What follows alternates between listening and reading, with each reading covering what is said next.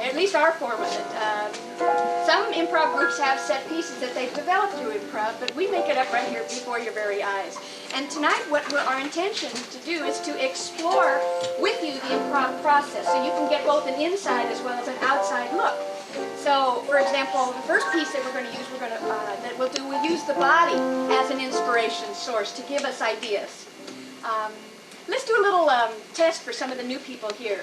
If I said, what's your favorite color? What might you say? Yellow. Green. Yellow, green, right. We would take the first one that we heard, and we would use that as our inspiration. Now, if I said, how did you get here tonight? What would you say? Car, trolley, flew, right. All right. Great, lots of different ways. You could have come on pogo stick, who knows? The people in the back will have to call a little louder than the people in front so that we can be sure to hear your suggestions. Because our rule is to take the first one that we can hear. And we do want to be fair about that, so once in a while we'll say, okay, you guys in the back. Just in case these guys are faster and louder up front. All right, so let's take a look at the improv process and get our inspiration from body positions. So watch what we do with the variety of body positions that we get stuck in. And to start off this next piece, how about we need a theme for it. So let's have, what is some kind of issue in a generic sense that comes up in relationships a lot? Sex. Like sex, for example. Okay, we'll start right off with that one and get it out of the way. Okay, so let's take a look at sex. Okay. I finally bought them, Marcy. I see. They're amazing. I know. They're chocolate. I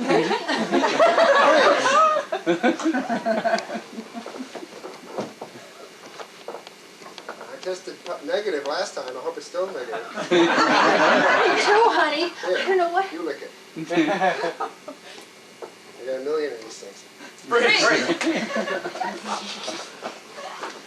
It's a 3-penny black. I bought it today. I couldn't resist it. Honey, you spend all your money on stamps. I never knew when we got married that you were a philatelist.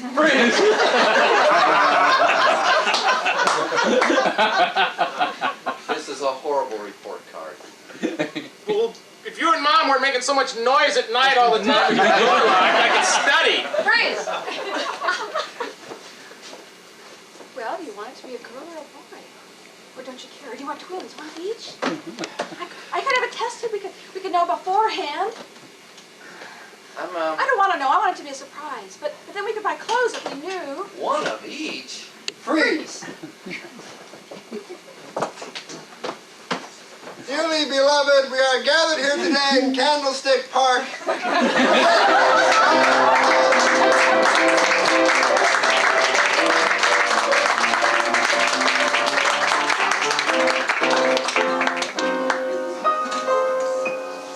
Okay, what we'd like to do now is play with some words. And I know you brought some with you. You did bring your vocabularies, right?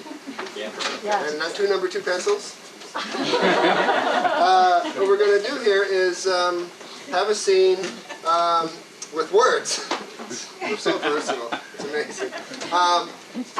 And what's going to happen is that we're going to have a relationship between Norma and I in which we fill in each other's blanks. You know, people know each other so well, they finish each other's Sentences. like that. Well, what we're going to do is do a scene like that, but we're not going to give what the expected word is going to be. So could I have a location where two people might find themselves? Marina, Safeway. Say again? Safeway. Any particular specific area of the Safeway? Aisle 2. Cereals. Frozen meat. Cereals. I had a traumatic childhood incident in aisle 2, but I'll forge it anyway.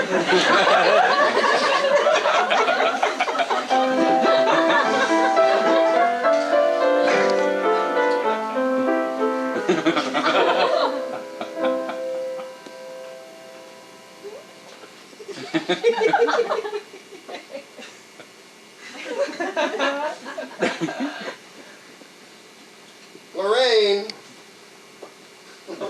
I'm stuck here.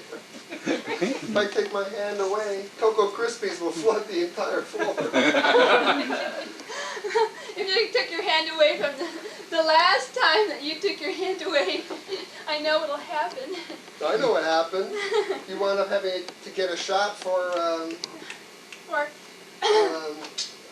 AIDS. AIDS, exactly. Oh, yeah, that's what I don't want. You don't know what they're putting in there with that red dye and the cocoa. Well, and then that strange ingredients they call X, that's really an ingredient that's made from... Fertilizer. Yes! Exactly, I know.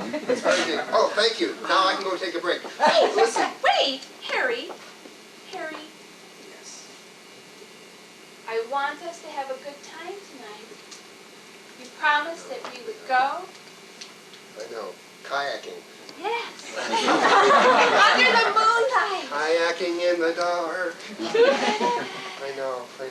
Well, I hope it'll work. There they all go. Don't tell that pockmarked little teenager or you'll have us thrown out of here. The one with the apron? The See one over that does bad things. That there? writes His necktie. his necktie, exactly. I don't know why they hire, and they give him minimum wage. Ooh. But listen, I think it's very important for us to cement our relationship again by going kayaking, because the last time you went kayaking, you had an attack of Laryngitis. laryngitis. The next day and all day I was a mute. And I couldn't even do my job. But you had it even worse because you had a horrible attack of... Guilt. I'm so sorry. So sorry that I abandoned you by the station And I wagon. would have been pregnant. You could have been, but I you could weren't. have been. Please! Okay, I think you guys get the idea about how this works. So now, they're not going to be supplying the word for each other anymore. No, that's way too easy. Now, when they get to the place where they need a word, we want you to supply the word. Just yell out the first thing that pops into your head, not necessarily the expected word. Go. And let that be a lesson to you. I always use oranges now when I have sex. I put them right between my knees. See? I know, and that's why I have big fits of Leakage. jockage. Lysol. Big fits of it. I go to Price Club and get it. I know, you've got this thing about being squeaky clean. And, That's right. And when you are squeaky clean, your mother always gives you Tide. Tide. Exactly. Exactly. Yes, there it is, written on your tie. Tide. I know, and there's a reason for that, though. My mother, she's a great old gal, you know. When I was a kid, she always used to feed me a big bowl of Earwax. earwax. Earwax, oh I know, I recognize an earwax kid. They grow in a certain way. It's just something about their head and their grooming around their face. Always right from that. Well,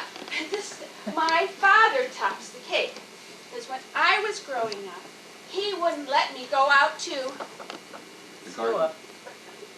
I beg your pardon? The garden. The roller skating. I know. Well, it crippled my whole social life and it made me traumatic. I know, but your parole officer said that you couldn't roller skate ever since the time that you stopped and robbed the, Muffin factory. whatever she said. Oh, that muffin factory. The muffin factory. Oh, well, you know, I've never eaten another muffin since. You made muffins for breakfast the other morning. That's why I went into the bathroom and I Threw up. threw. Oh! Oh! Of course You you. should know me better by now. I do. I remember more pleasant times than you throwing up. I remember the time you saved all of your expense account money and you bought me the prettiest little snake. Yes, Snake you ever snake. saw. And I pinned it right here, That's right right. here. That's right. It cost me a promotion, but I wore it every day. And then the gold started rubbing off and it got all black and icky. And then it got to be two-toned. And then you just went and you threw it down the John, which of course backed up. Well, I was there. Yeah, throwing up.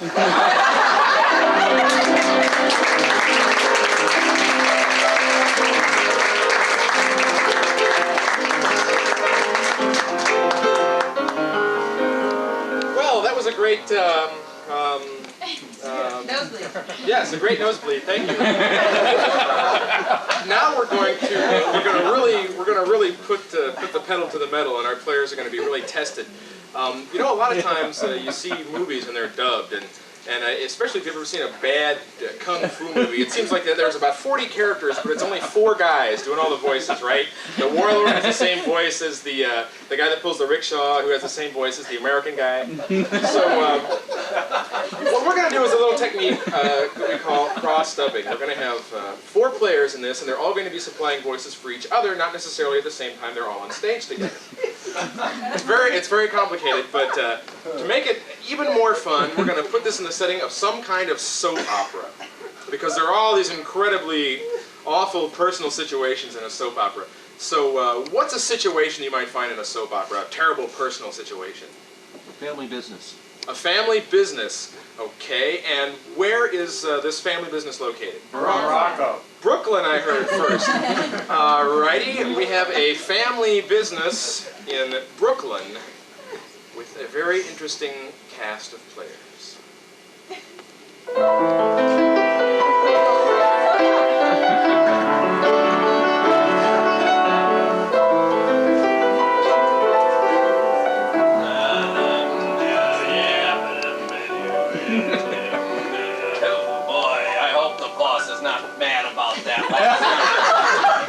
That was pretty embarrassing when I shot the wrong person. Bobby, I brought your medicine. Mildred. Please take it, honey. You know how your ulcers act up if you don't. Please, please. Honey, if you Don't want, embarrass me further, alright? honey, if you want to eat cream cheese, you gotta take your medicine. Okay. It's just, turn your eyes, please. I know this is an ugly sight, not meant for women. Oh, Bobby, we have to talk. I had a call from your brother. My brother, what's that low-life scum want from us? He finally came off of that commune in Colorado, and he wants Oh, I can't believe it. He called us, the nerve of him. I still have the debt written down, precisely recorded that he owes us from 14 years ago. In fact, I should dig it out and have it ready to present to him when he comes. I will. I'll go get it right now. You wait here. He never listens.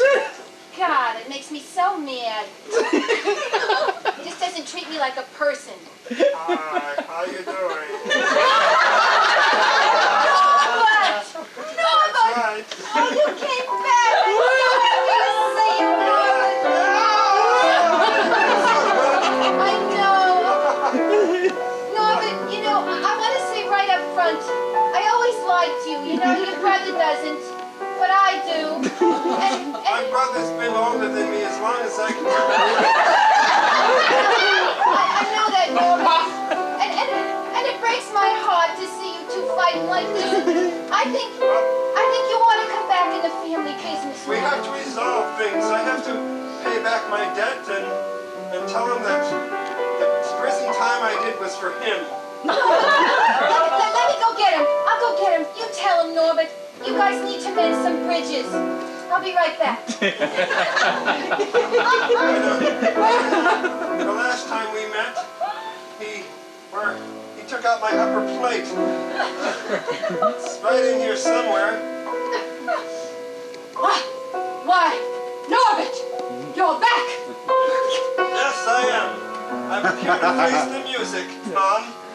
Oh, Norbert! I knew someday you'd return. I knew you'd make me proud. I knew I wouldn't have to be ashamed about you anymore.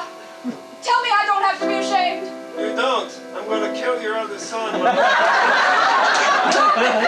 that would make me most ashamed of all. Now, come on. It's the way our family does things, Ma. Wise up. This is Brooklyn. Why wouldn't you just throw bricks like the other kids? You're full of it, Mom. Go ahead. What am I going to do? I've got two sons who hate Here me. it is, recorded on paper. Oh, hi, Mom. I'm sorry to raise my voice when you're in the room, but I'm upset. You must know, I must tell you, and I want you to brace yourself now. For what? Hold on to your goiters there. Oh, Mom, you're always exaggerating things. Your brother, Norbert, is here. What? Already? He's arrived? Yes, I think I can take some remorsefulness. I think all those Yes, you years, do. all those years they What are you going to do to him? No! Yes, there's only one way to deal with a brother who's a cheater, a lying scum. No! Scene 2! Later that night in a sleazy waterfront dive.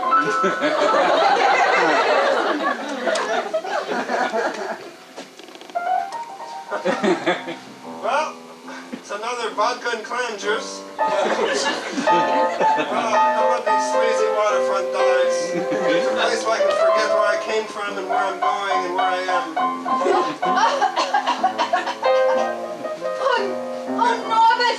Thank God I found you. Listen, Harvey. Why? Why did you find me? Why don't you leave me here with the trash and the remains of dead lives and voices going nowhere?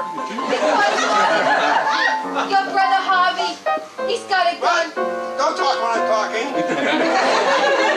See that guy with the tattoo behind you?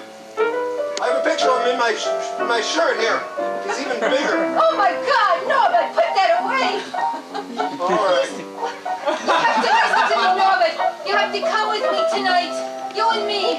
We'll go away together. Harvey won't lay a hand on you. What? Harvey? Lay a hand on me? Yes, because I want to lay my hands on you, Norbert. What? I'm so confused. Norbert, I've been in love with you for years. I've been sitting in my brownstone, kissing your picture for 13 years. And now I want to kiss your face, Norbert. Please come away with me. I have money for both of us. But there's something I have to do first. I have to settle this vendetta in my family, and then I can make nookie. You do that, Norbert, and then you come back to me. You'll find me here in this smoke-filled room, talking to these longshoremen.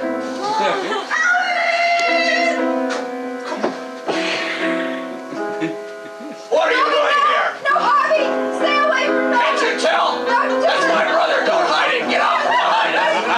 There's no chance of you saving us now. Red, what are you doing here? My sons, it's time you kiss it made up. And if you don't, then I'll tell the family secret to the press. Both of you are illegitimate. You're not each other's brothers and you're not What do you sons. mean? He's not really my brother. How can this be? Has Mother lied to us all these years? Yes, I lied all these years to protect you. Mom! Oh, Harvey! Harvey, does that mean we're not married? What does that mean? How can I be married to someone who's not son. Doesn't matter. There's bound to be a happy ending here. Pretend like I can't believe this. I don't trust it. Get out of the way. I'll blow you all away. You too, Mom, if I have to. Norman, stop. Norman, Harvey, Mom. Stop. Stop. Tune in again next week! I'm excited!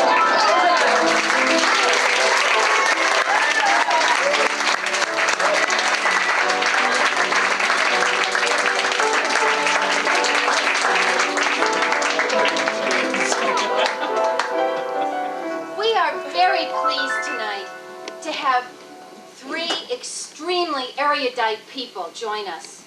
They are all experts on something. Unfortunately, we don't have enough time for each one of them to do their own thing, so we'll have them come out at once. Our first is an expert on Pop-Tarts. navels. Our second, from the back of the house, is an expert on Maple syrup. Say that again. Maple syrup. Maple syrup. I knew it was something like that. Our third expert is an expert on, how about from this side? Minnesota. Minnesota. Navels, maple syrup, Minnesota.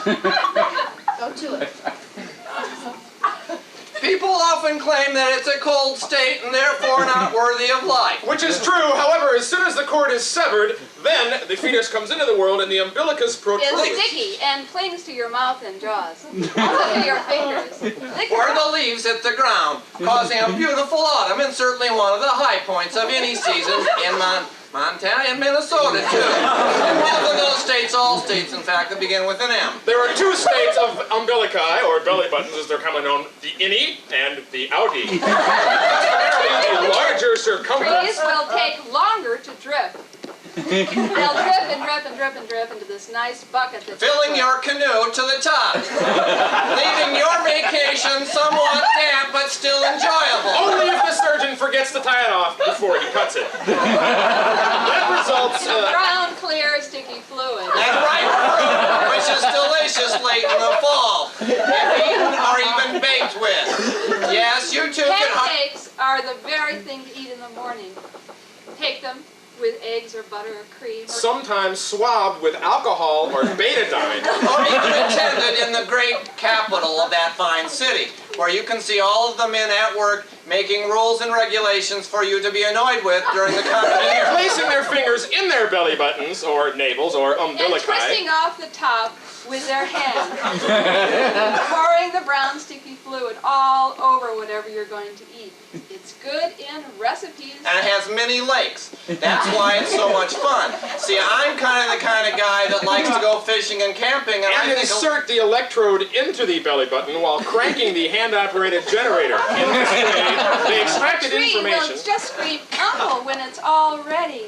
And eventually it'll be ready again. This happens in the fall. Where the Sometimes- education is higher, because they have more teachers per student than most states do. And some of these third world Canadian states... types, you make the very best in maple syrup. Of course, maple syrup comes from maple. The hot and cold seasons combine. Where the 2 of them merge, we call it fall. I keep coming back to this because that's the favorite part of the placenta. That's where it joins the uterine wall and suddenly makes a long spout-like protuberance connected to the fetus's belly button. And crystallizes right there in the jar. And it becomes hard. You can't get it out without reheating it. leaving you great tax advantages if you start a business. You have to know that the 5-year amortization on capital gains is restricted to capital property and is not available for the umbilical cord. So when removing the cord, it's best Put it to in the find property. refrigerator to make it stay fresh and nice and pourable. Take my advice. Buy property whenever you can, because if sometimes the the price cord it is, it's eventually very comes cheap. out and then it sticks out about this tall.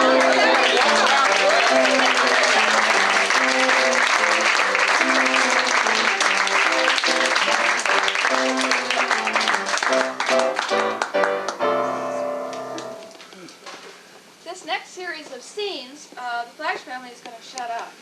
I know this is going to be hard. We're going to keep our mouths closed for a series of silent pieces.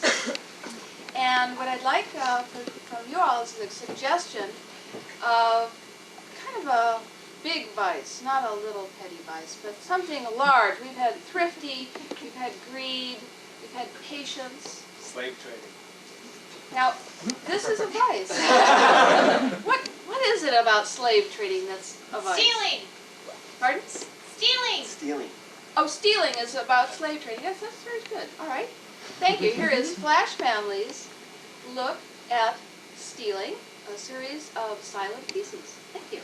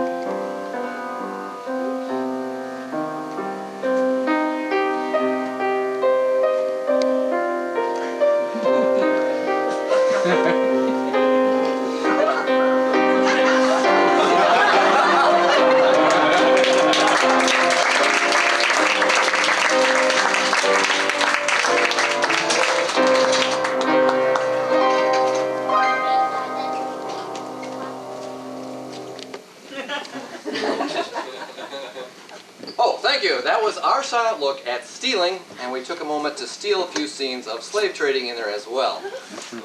For the next scene, what we're going to show you is that a scene can come out of any number of places, as we have been doing the earlier part of the evening. This time, we're going to look at body parts. You can decide on a character from a lot of different directions. You can get a name, or you can get an adverb or a personality, an emotion. What we're going to show you is a character derived from a body part. So if I could, say, please, I don't trust her already, right? Anyone who snickers that much just at the thought. From the back left of the audience, could I have a body part, please? Foot. Foot, thank you. And from the back right, a different body part. Neck. I'm sorry, I heard a lot. Palate. Palate. Palate. Okay, we have foot and palate. What I would like for us to do this scene is a location that two people who know each other might be involved in an activity. Rowboat. A rowboat. Thank you.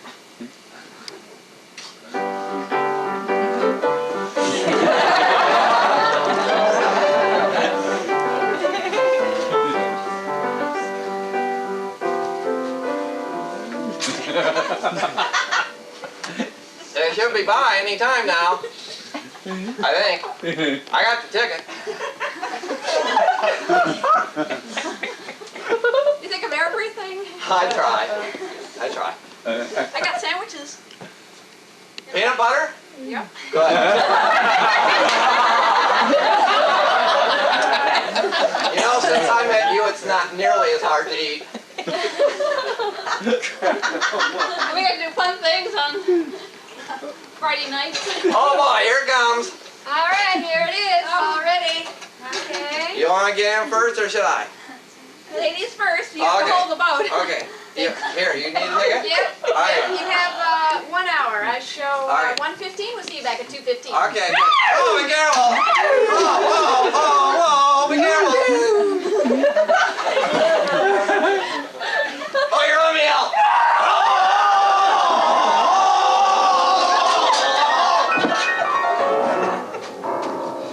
There, good. You got in. You might use the seat. Okay, down.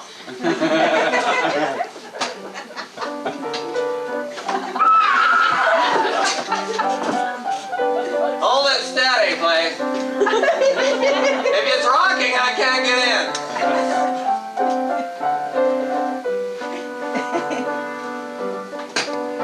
Okay.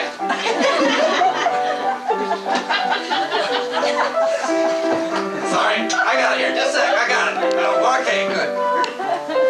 Oh, darling. That was fun. You folks want me to give you a push? Are we still at the dock? Yeah. Okay, go. Golly. What do we have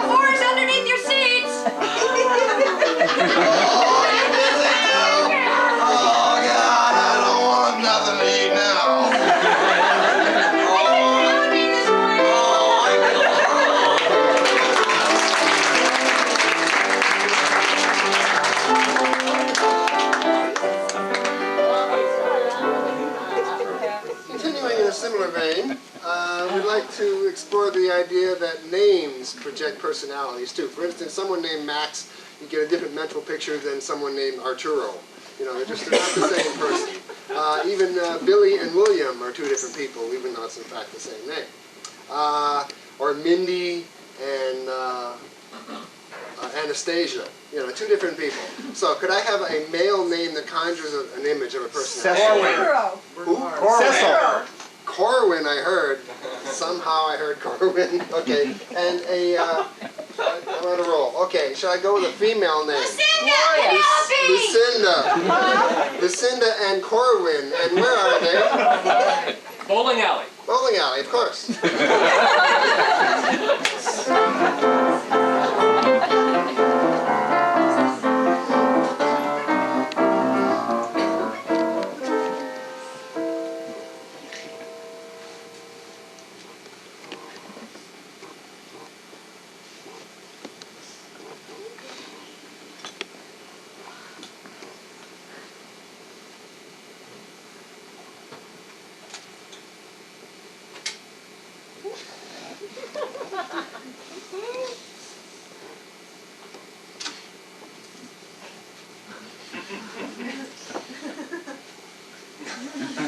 Paging Lucinda. White courtesy telephone, please. Hello? Hello, Lucinda. Yes? It's Corwin. Oh, Corwin! Where are you? I'm at aisle 5. Oh, dear. Well, I'm at aisle 3. Ah, of course. There you are. Hello. Corwin, you must come down. I am. You've got these funny little balls. Well, actually, not little. They're big. And they're awfully heavy. You could help me. Yes, I'm coming straight away. Oh, good. You feel a little overdressed. Oh, darling. We didn't know what to expect, did we? No, we didn't. I just hope you won't tell anybody at the office about this. You know, it's sort of déclassé. I'm one of the major partners, though. We shouldn't worry too much. No, I guess not. You perhaps, but not me. Now tell me what we do. I know you put your fingers in there, but which ones? Oh, this is America. You can use any one you want.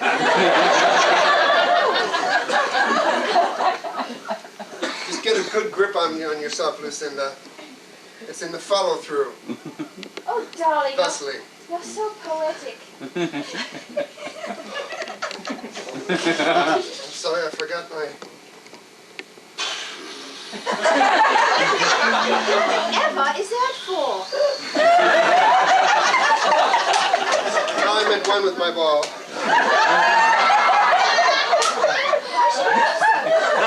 Lucinda, please. You're in my peripheral vision. You're always in my peripheral vision. Darling, I don't know where to go.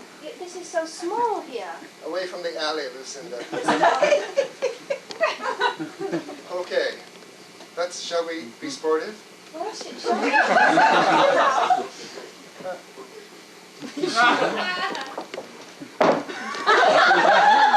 good! You didn't hit any of those.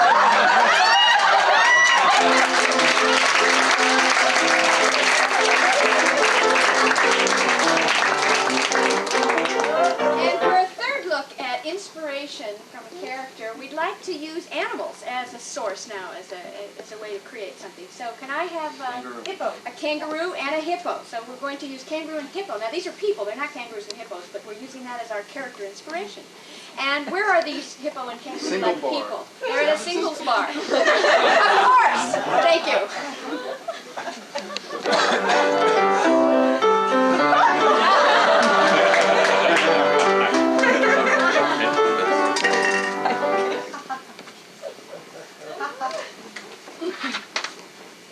Yes. White wine, please.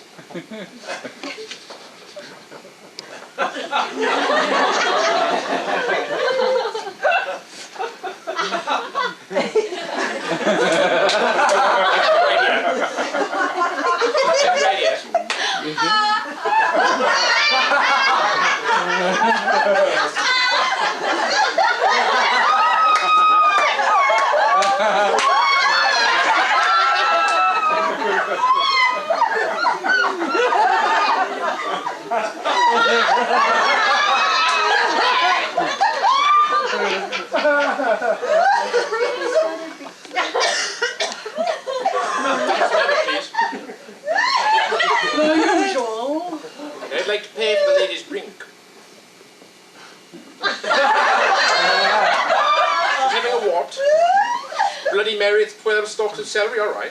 Right here.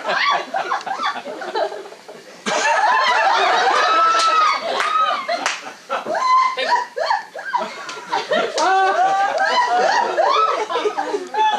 Yeah, I'd like to buy you a drink. Oh, I heard. Yes, well.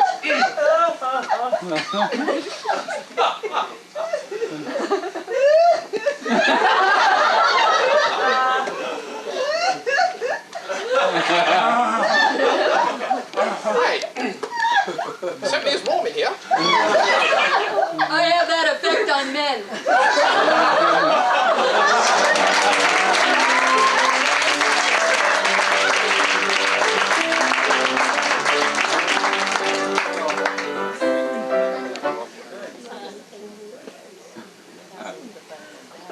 Okay, now we're going to get even more daring.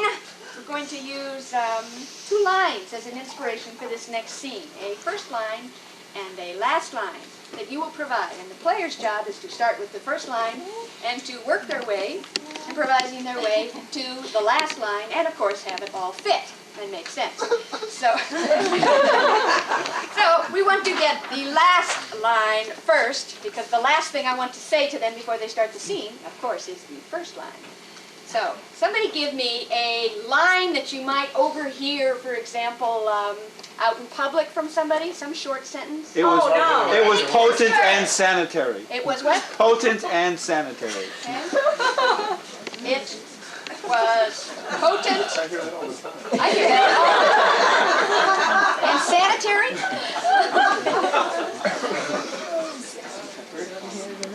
Okay, can y'all read that? All right, we'll put it right over here as a reminder.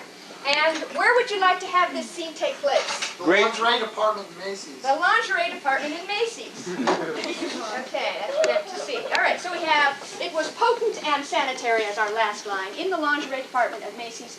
And the first, totally unrelated from that line, will be... We met at a rabies clinic. We met at a rabies clinic. Thank you.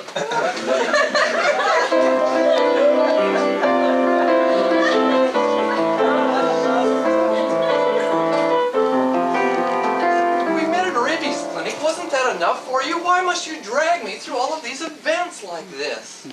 Oh, What do I need to prove to you, darling? Theodore, you can talk like that. You're not the one who got bit by that dog. Now, come on, honey. I look at it as a positive event. Not simply as a scar that will always be there, but a reminder of passions that burn brighter than any star might hope ever to do. Sweetheart, I'm working. Could you come back and pick me up after work? Do I have to go to the clown fair? Yes, you have to go to the clown fair. One of us has to make a decent living. If you don't learn how to juggle, I don't know what I'll do. I want only to be with you, to stay at home, to kiss your feet and stroke your beautiful skin in the moonlight. Is that not enough? Sweetheart, it's wonderful, but you're so impractical. I stand here all day selling $50 bras, and you won't even go to the clown fair and learn how to juggle. Don't you think I want to wear this underwear? I'm tired of pennies. And you should. You really should, darling. You would be exquisite. You would do it more justice, better than any woman who has ever lived. Cleopatra, others. All of those famous women that you see on TV. It is only you that I think of. You know that. And if it takes wearing a nose to make you happy, then I'll think about it. Well, sweetheart, you do have a natural talent. And Yes. And you can really, really make people laugh. You make me laugh all the time. And I think that if you just went and got a few more skills. Laugh? That's how you refer to my talent? Laugh? Oh, sweetheart. Don't you realize, like Macbeth, you have cut into my heart and I bleed in front of you with comments?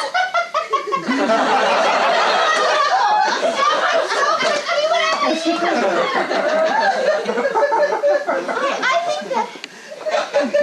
think that you could even get on Donnie Carson or something. Perhaps we're not meant for each other. I think late at night, when I'm there holding you, and you coo that little soft kind of sound you make. I said yes, honey. I like it. I don't care what they call it. To me, it's the sound of rain on tin roofs. It's the sound of dry wind through the leaves in fall. I like it. It's nice. Oh, honey, you know, you have the power to move me. You know, you just say such nice things, and they just move my heart, and they're not even dirty. You know, they're potent and sanitary.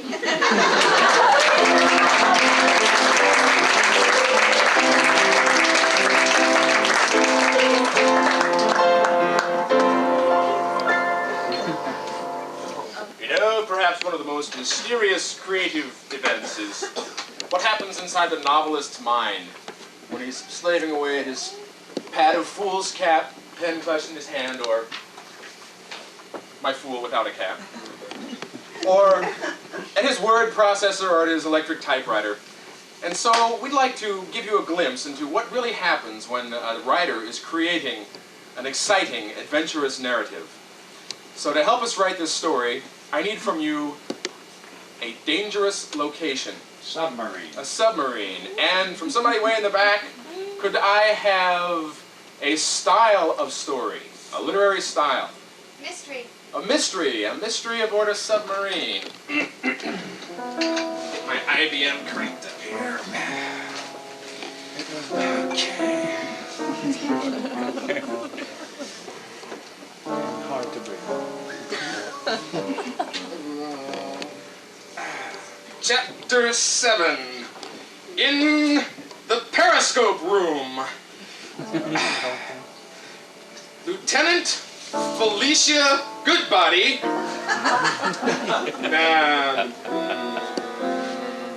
already used her, okay. Lieutenant Felicia Goodbody entered the torpedo room and began twisting the valves in the lascivious manner that drove the boys in the mess hall wild. She leaned close and breathed upon the faces of the gauges, steaming them up as she'd steamed so many compartment windows in the last 6 months of their underwater circumnavigation of the globe. Just then, Captain Binghamton, who in reality was Fyodor Tabasarich, the Russian spy, slunk into the torpedo room thinking he was alone. He rushed over and took Lieutenant Goodbody in his arms. They began kissing passionately. Oh, no, damn, I've got her making out with the last guy. Oh, never mind.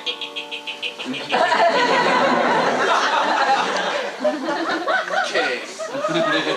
Chapter 7, Goodbody, torpedo room. Okay.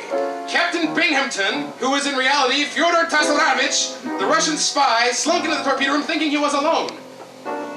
He approached Lieutenant Goodbody and began asking her about her duty roster later that evening. So, what's up? Not you. Listen, I thought maybe we could catch the movie later on. I'm on duty all night, and so should you be. Oh, yeah? Yeah. It's your night to stand watch with me. I know. Binghamton's dialogue was fraught with double entendres, but she had been known to make a Trident missile go limp in its silo.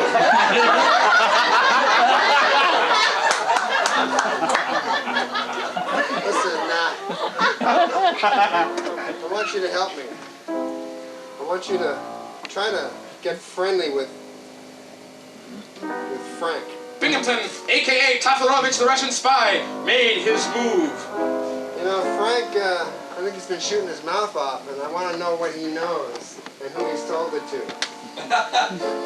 Suddenly, the Trident submarine lurched under a powerful blow.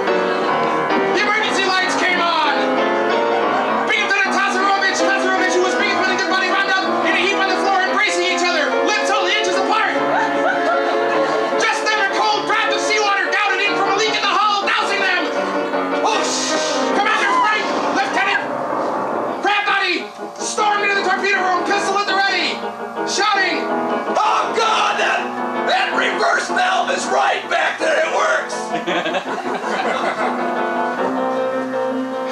guys, I'm sorry about that. I was back there experimenting a little bit and I got carried away. I can have your promotion for this, you know. Good buddy was incensed. This was the third time in a month Frank had accidentally back pumped the heads.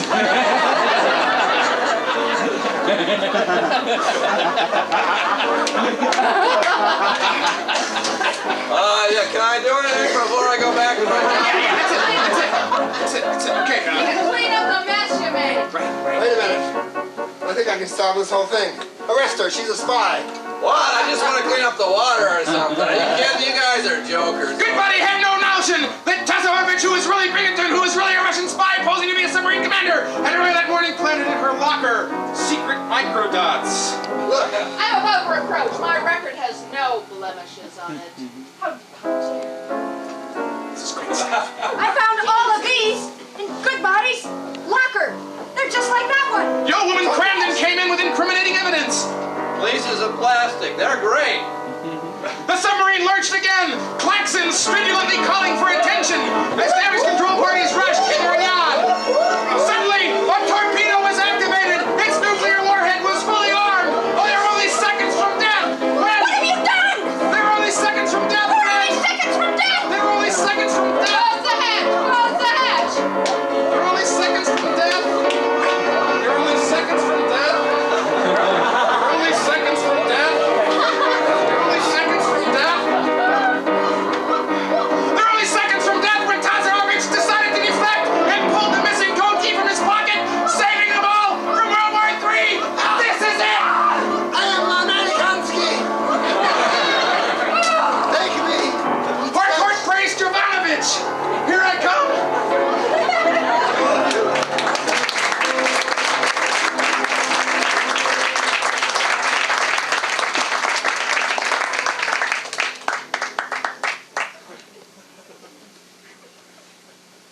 All right, for our last piece in the first half, could I have some kind of object around the house that breaks down a lot? Toaster. Like the toaster, right. Thank you very much, toaster.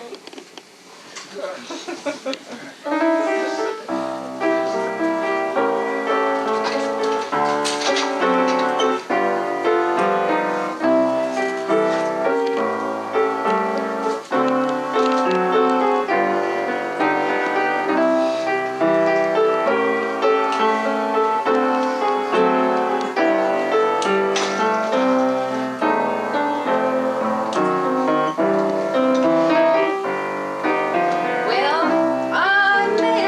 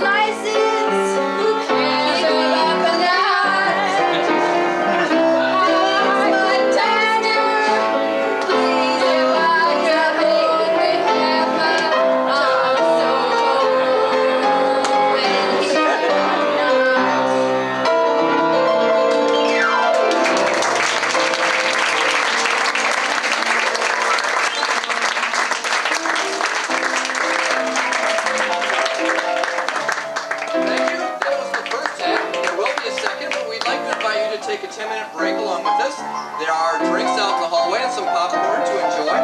Also restrooms out in the hall if you need them.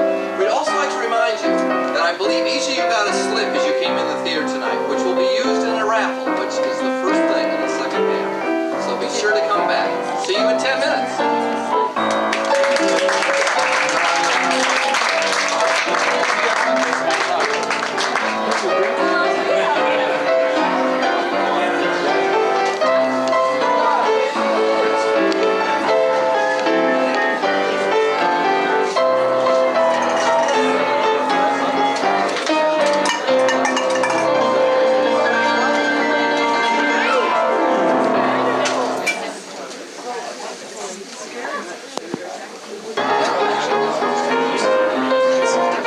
Welcome back to the second half.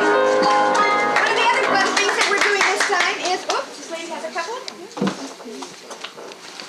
That we're doing is, we decided to have door prizes, just for fun. So you all filled out, everybody filled out a sheet there, and we're going to have yes, a totally random drawing. Thank you, thank you. In fact, we're going to have this young man here pull one out here, and this is for a pass to come to an open workshop. The one with the star on it. Okay, and the winner to go to an open workshop is Thomas Ketron.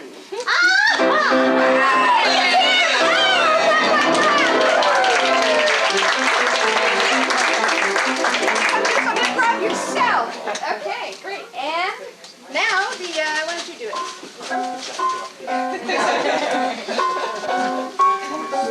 No! All right, and 2 free tickets to come back and see Flash Family. Mary Ann Benton.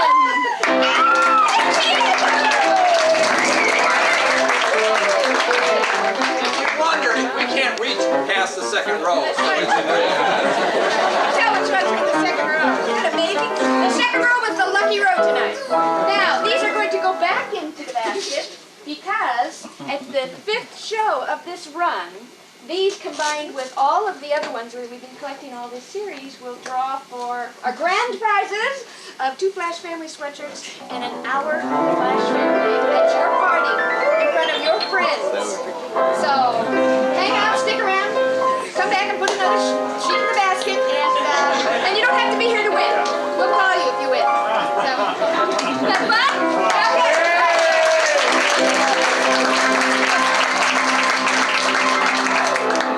We've gotten lots of verbal ideas from you. Now I need a physical object. So dig in your pocket or your purse and find something that is unusual first. This is great. I think we need something a little bigger though.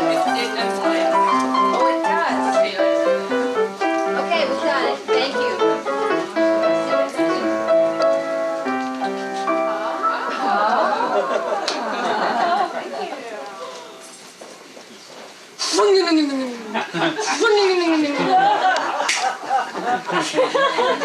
He's really shy, but if you call his name, he'll bring his head out. Come on, Fluffy. Come on, Fluffy.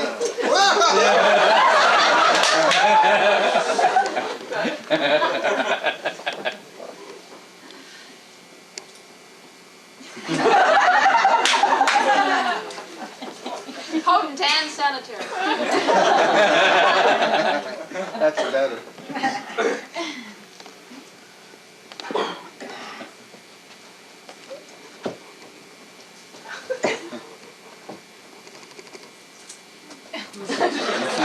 Free!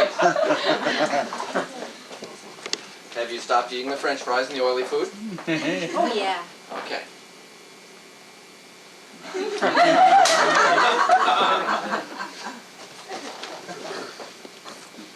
Yeah, thanks for the cake, Warden.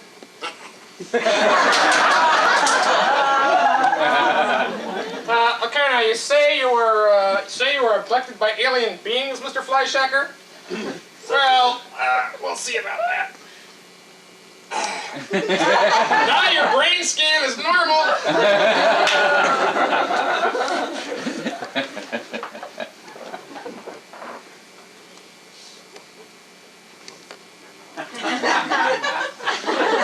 I'm very good at this. Now what we will do, I think I I've got it is we take a little bit off the tip and a little bit off the side, and then we just cut it right in half here. What do you think? Go for it. Okay. No kidding, Mom! Really, it's right there! Really! It was... Where was it? It was right there! It was...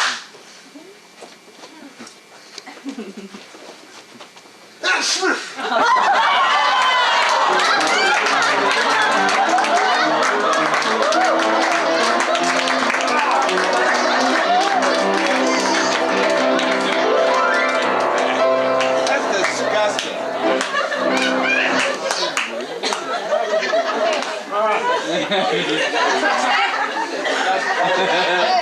And it's not sanitary anymore. Thank you.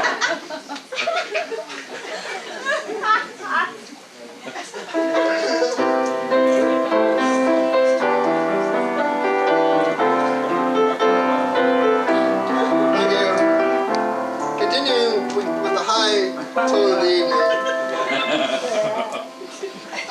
How many of you people believe in magic? Oh, we came to the right place tonight. Well, fortunately, one of the magical things about improv is that we get to do some magic. And the magic we're going to do this evening is to bring the dead back to life. For $7? Wow. We're not taking any volunteers, but by that what we mean is...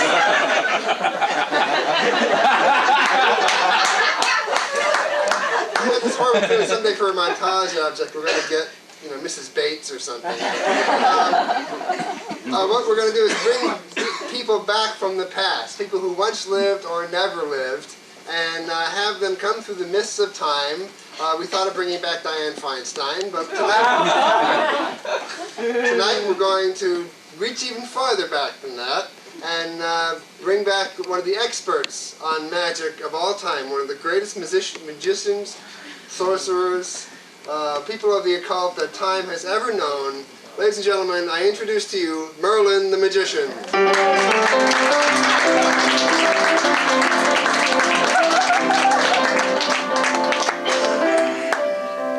I'll let Merlin speak for himself. Be it known that in the misty isles, when the Lady of the Lake rose up from Avalon, then did Arthur and I wreak a great creation upon the kingdom. Well, that's quite a resume.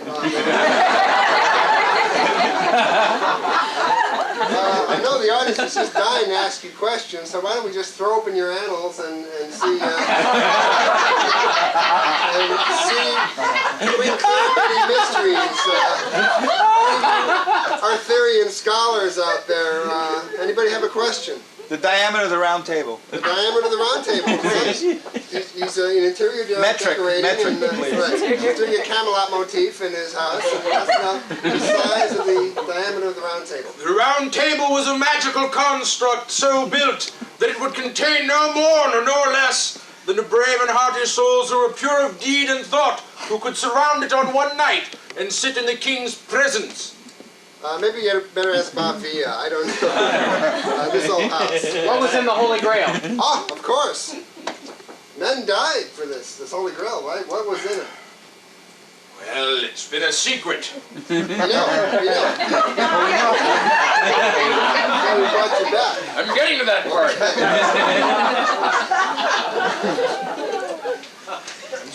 I'm 9 centuries old, okay? I'd like to spend the rest of the winter as a fox. Where do you think I got this hat? The last show I was on. What was in the Holy Grail? I know that. The Holy Grail contained the milk of human kindness. And he who would sup from its brim would have foreknowledge of all human events to come forever. I accept that, yeah. Does anybody want to ask Merlin about a present day question or get his views on anything? What's the antidote for eye of newt and toe of dog? That's true, yes. The public health clinic would be very interesting. The question's the antidote for eye of newt and toad of sloth? Toe of dog. Toe of... what? It's generic. The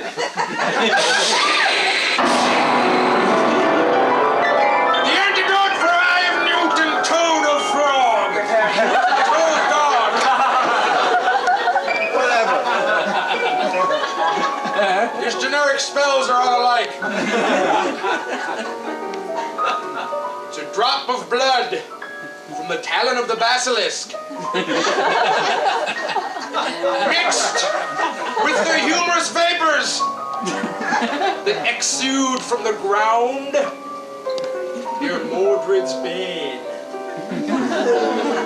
Dipped under a full moon in the Wiccan manor, with an alder branch tipped with yew and bound with ash, laid on the great stone altar in the standing stone. Spit 3 times over your left shoulder in the presence of a dying hound. Swing a dead cat over your head. Stamp 3 times while turning in a circle, making the horns to ward off evil spirits.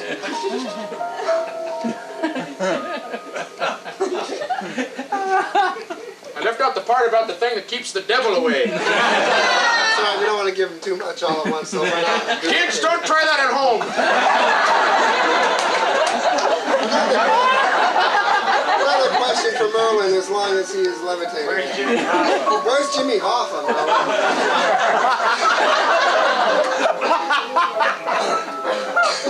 Yeah, where is Ball it? on the end of my staff. You hear that? Sounds like rattling. That's all I can say about that. Okay, I imagine there's a CIA file on Merlin at this point. Is there another question? What's the fate of Oliver North?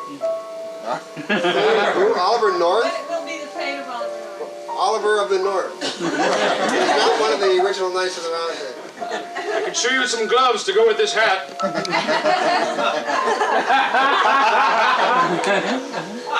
Well, I thought of turning him into an owl, but owls are wise. I thought of turning him into a fox, but foxes are cunning. So, I turned him back into a public servant. I figured the public was going to get the punishment it deserved for letting him get away. Thank you very much, Merlin. He's going to be elected president in 1996. It's in the stars.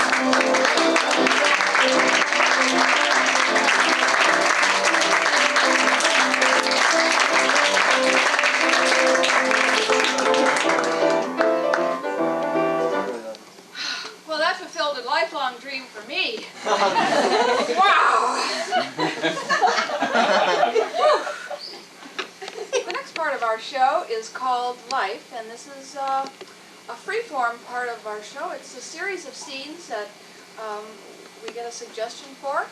And the suggestion is part of life that ties us all together. It's very meaty. We want to be able to take a bite out of it and chew it for a long time. We've had death, life, menopause, reincarnation. Can I have some suggestions on a big life? Puberty. Puberty. Thank you very much. Well, I helped you. Thank you.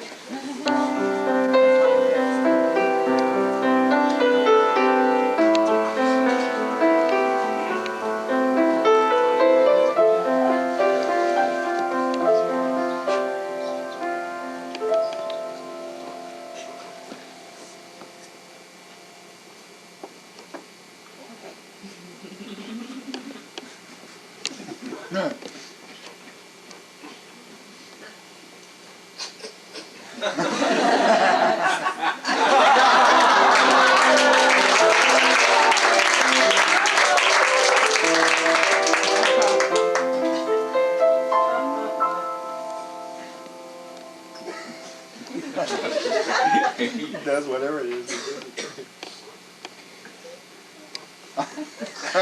2 years later.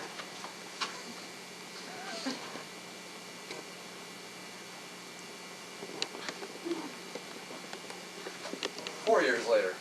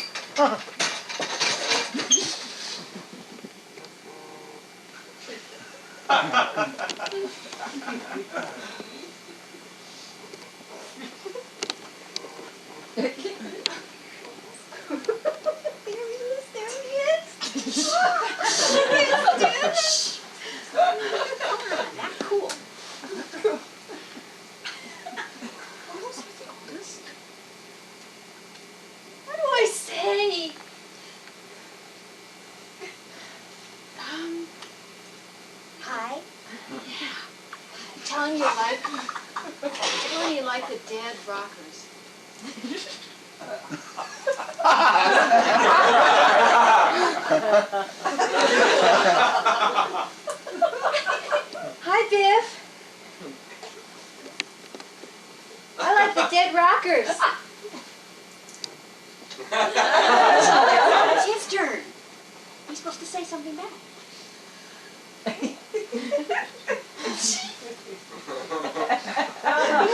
Who's combing his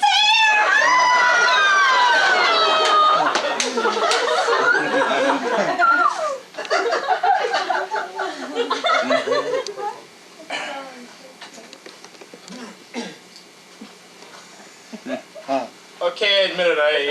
I put the spoiled egg salad in your locker. He likes you!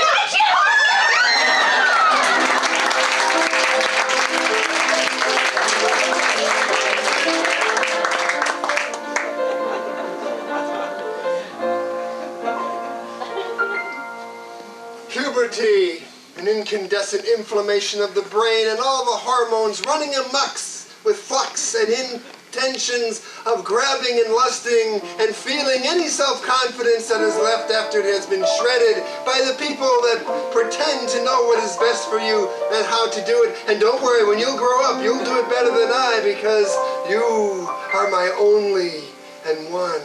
And I can't, Dad. It's not old enough yet, but you shall. But I can't wait. I want an erection and a protection of all that knowing when it...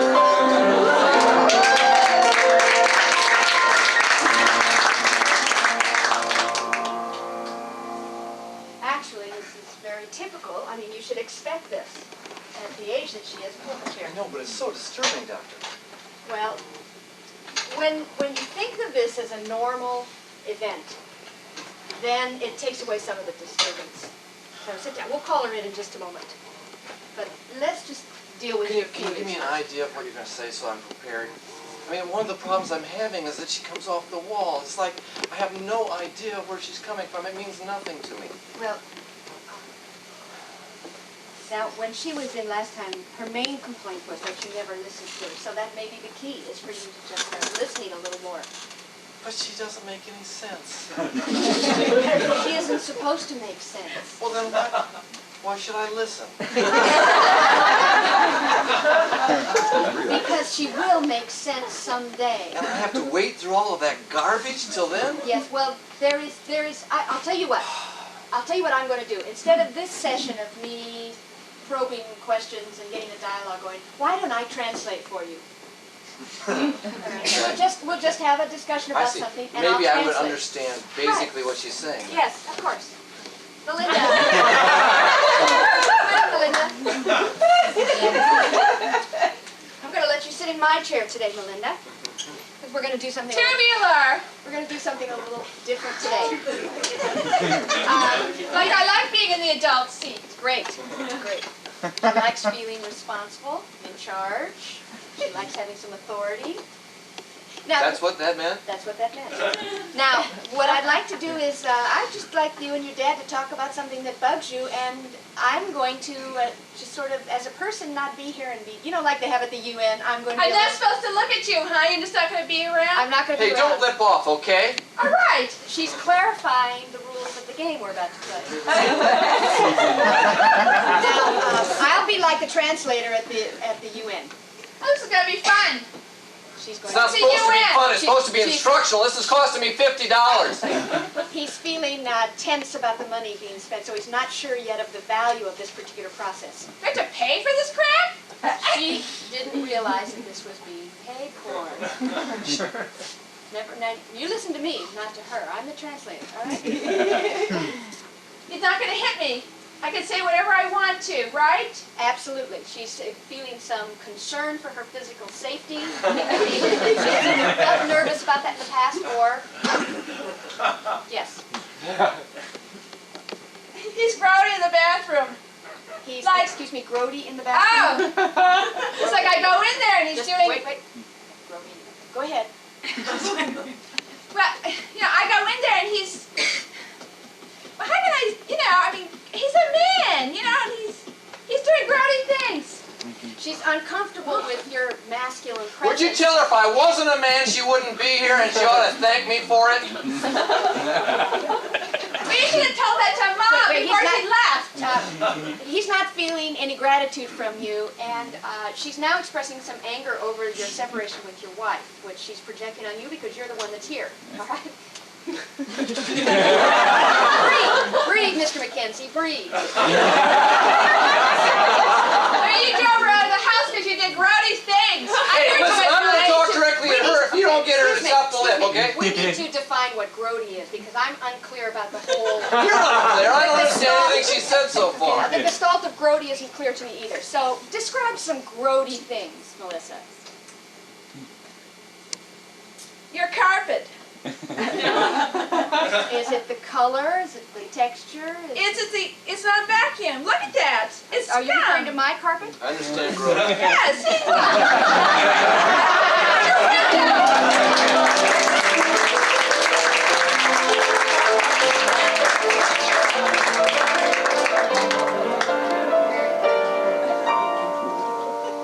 Well, I don't care, Mom. You don't know good music when you hear it.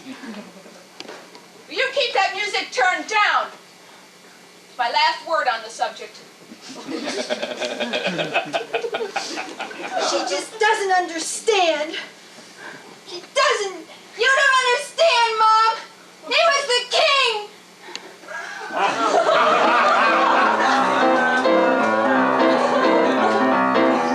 My mother doesn't understand me. She doesn't know he was the king. And now he's no longer with us. He can't do anything. Oh, I love you. My Elvis.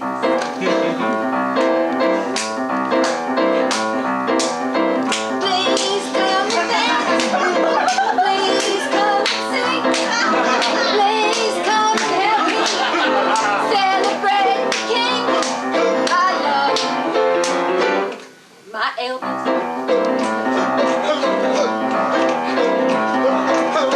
When I was 13, that's all I'd listen to. I threw away Neil Sedaka. I threw away Bob Guido. I love my Elvis. He was the king. He was the king. He was the king. He was the king, Mom. Hey, clean up your room, too.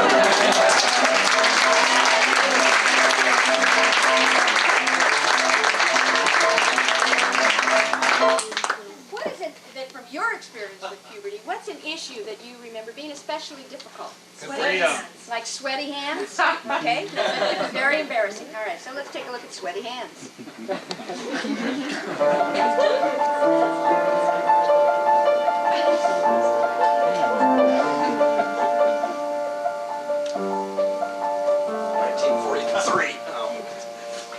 What a wonderful year. This will be great. Son, listen, listen, I wanted to talk to you about, well, what we discussed last night. Sure, Dad. I think it's okay if you take the car, if you're going to be responsible about it. Oh, I wouldn't, yeah, sure. And that means no stains on the upholstery, no gummy stuff on the steering wheel, no nose prints on the glass. Gee, Mom and you gotta be there by 8, don't you? It's 4:30. Yeah, I know, but it's, you know, Friday afternoon and... The Kretschmers aren't picking us up till 7:45 or so. I mean, they live 3 houses down. It's only 4:30? You seem in such a big a hurry to get me out of the house. I mean, I'm No, offering you the car now. Mr. Johnson came back. I forgot. I don't know how I forgot. Mr. Johnson came What's over. that you're working on in here so busy? What's that? I don't hear anything. What do you mean? Well, you had I thought I saw you carrying a stack of stuff up here to your room. No. So anyway, now I need to know who you're going to have along tonight. Well, it's just me and Jill. You're not going to have that hoodlum, the Jones kid, are you? Frank won't be there at all, no. I wouldn't let Frank come, nope. He's a bad influence. We'll meet him there. Well, you said he couldn't come with us. You didn't say he couldn't be there, right? Right? You just simply said that he couldn't go along. Last time you went out with I don't Frank... want to argue about it because it was real clear. You just simply said that he couldn't come with us, but you didn't say anything about he couldn't be there. Right? This means I'm not going to have to come across the state line and get you out of a holding cell again? Well, he wouldn't be with us if that happened. He was last time.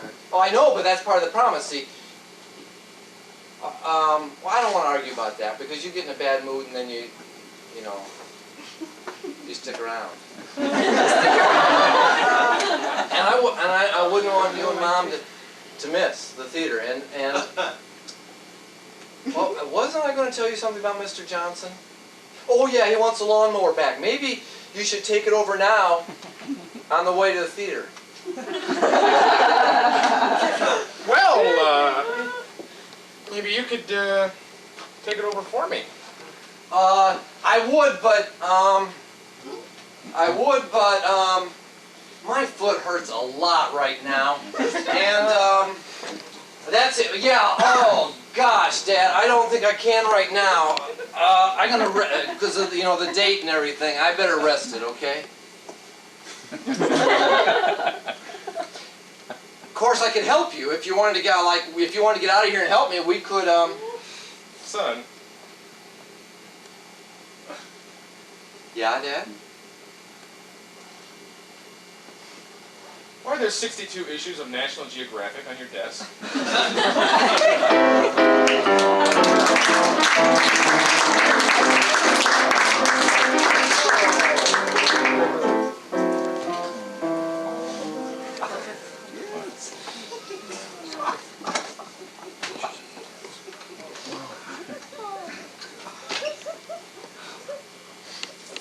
Probably should have studied.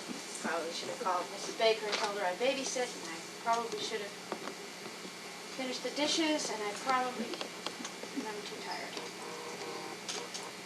Do it in the morning. I'll get up a little earlier, and Mom won't even notice. Not that early.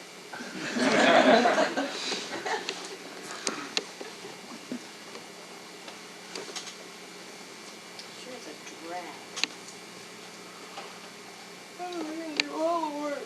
I hate it when Mom works.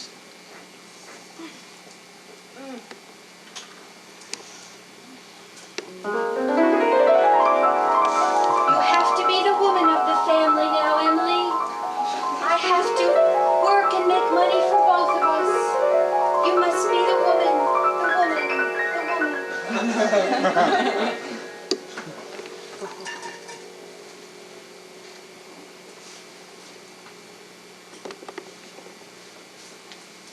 Here, Dad, I baked it myself. Taste, it was really good. Look, it's stew. I can cook for you. It's okay, Mom's away. I can take care of little Billy, too. Little Billy, too. Right, okay. Get up there on the 82nd floor, and we'll be throwing these red hot ribbons up to you. Well, be careful, they're about 1,500 degrees Fahrenheit. And you catch them in this 3 square-inch cup. And none of the men use gloves, so we're not going to issue one either. I know you can take it, kid.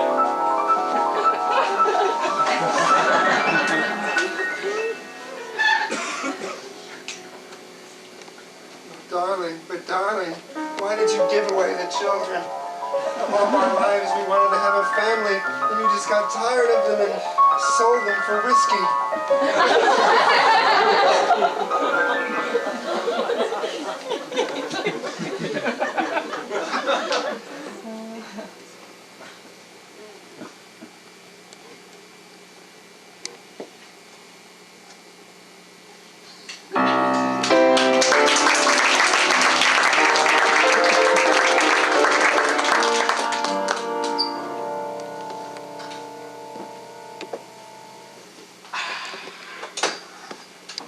A hot one today, yeah. Woo, dog. And you know, come on up here, Pepe. Woo, I got my little cousin Pepe here today. How y'all doing? He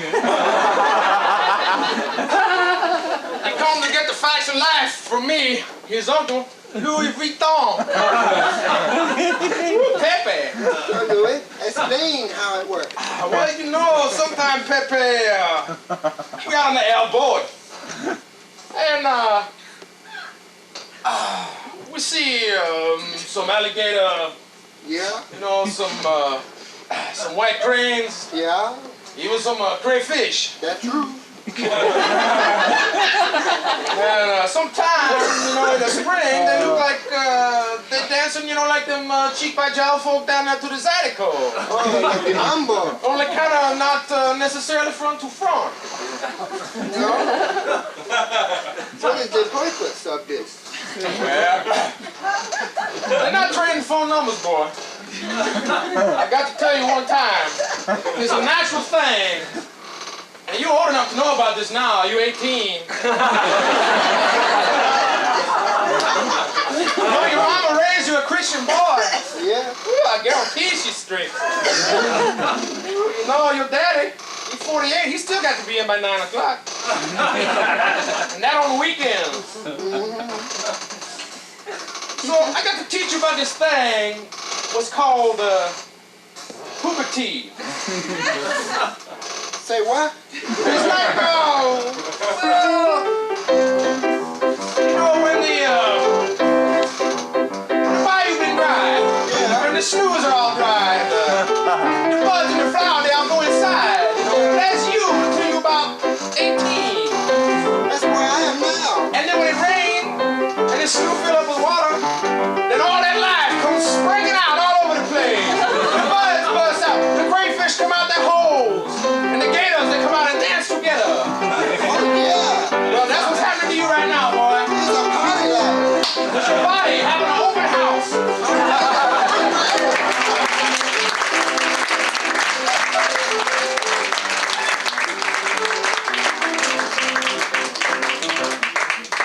Thank you. Can everybody hear back there? Good, good. I'm glad you came tonight. I know a few of you are probably a little nervous and confused. As a parent of 3 kids myself, I understand I've had to go through this tough period with each and every one of them. That's why we feel it's important to talk not only about the emotional and psychological events that lead up to this event in everybody's life, but also what is actually happening physically.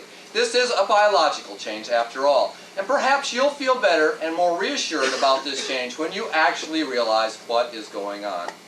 In this series of slides, carefully prepared by the University of Wisconsin, a little bit of it may be shocking, but I think you'll all agree after them that you understand the process much better. Could we have the first slide, please?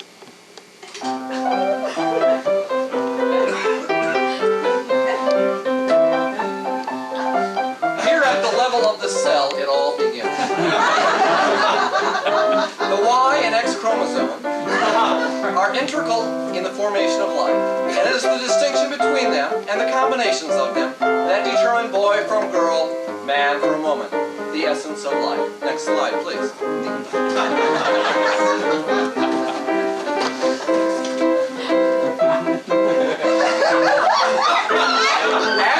As the cells divide, as they do in any healthy person, a certain amount of the essence of each cell crosses over into the new cell, where it forms a life, and growth begins. Next slide, please.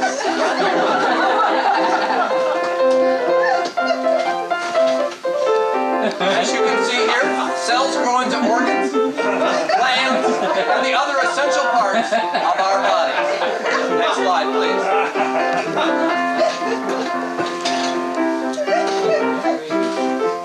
Oh, please, this is in backwards because you turned it on.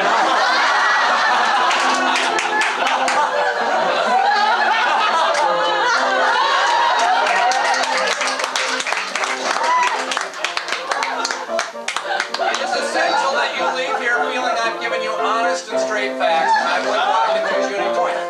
Notice here how the glands are swollen. This occurs at about the age of 11 or 12. Sometimes earlier, sometimes later. That is what, of course, is so confusing. This is not an unusual occurrence. It is quite healthy and quite normal. Next slide, please.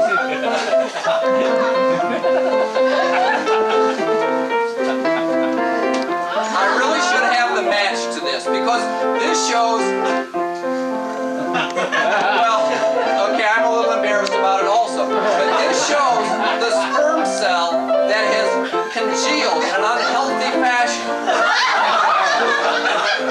leaving it impotent. Now, of course, this is taken from an older person and is simply shown to give you an idea of what can happen if your child is forced into an emotional situation where their normal growth is stilted. Next slide, please.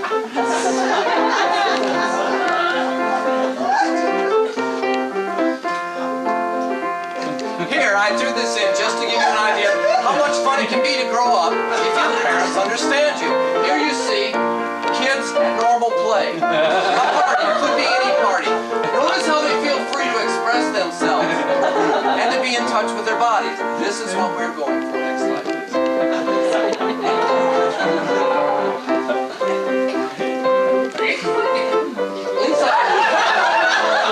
Inside each and every one of the people you saw in the previous slide, this is what's happening.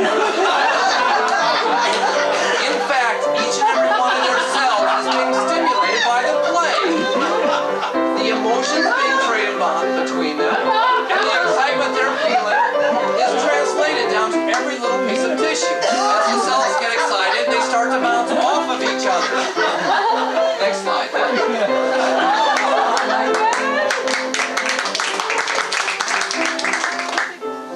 Now, it's important that you realize that you can have an effect on their natural progression and growth by what you say and do.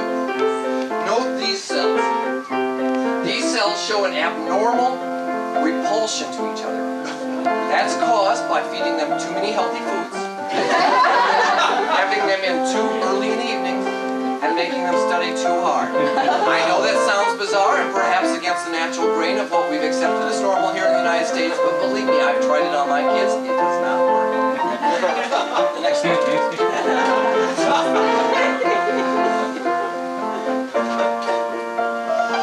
Now, you see how different it can be? These are those same cells which have been treated more correctly.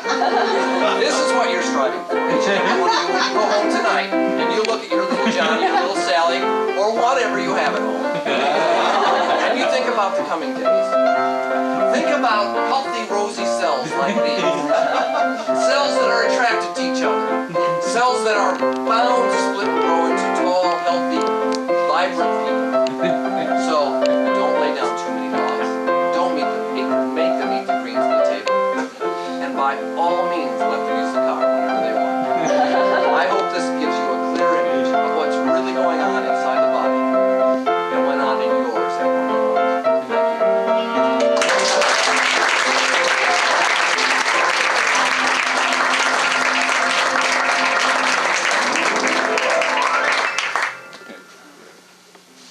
Well, thank you. Those flash memories look at puberty. My nose right on the end here. For our last piece this evening, we'd like to regale you with a musical number. And so, what's something that your parents used to make you feel guilty when you were a kid? Garlic. Obligations, I heard first. Thank you. Obligation.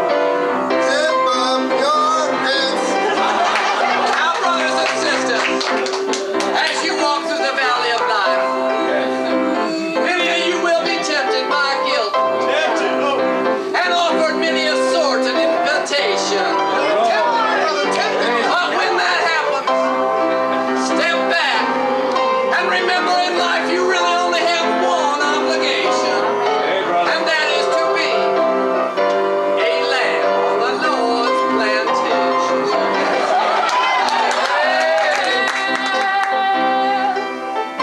When I get up, I look above and know that my obligation of the day is love.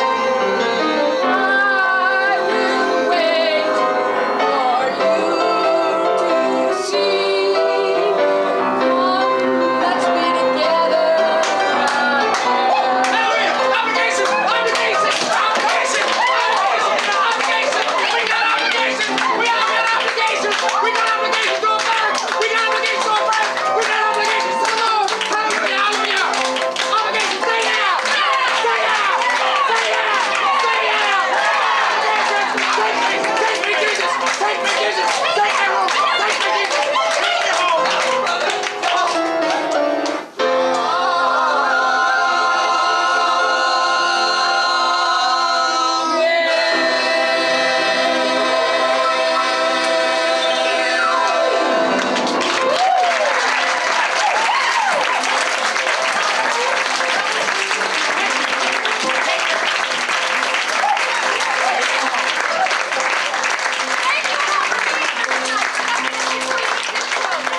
One-time event. Your suggestions help make it happen. The show will never be done again. So we're very pleased you were here to join us with it. Come back another Saturday night. We have 3 more shows this month where we'll be improvising, and we want to thank some special people. The man who was handling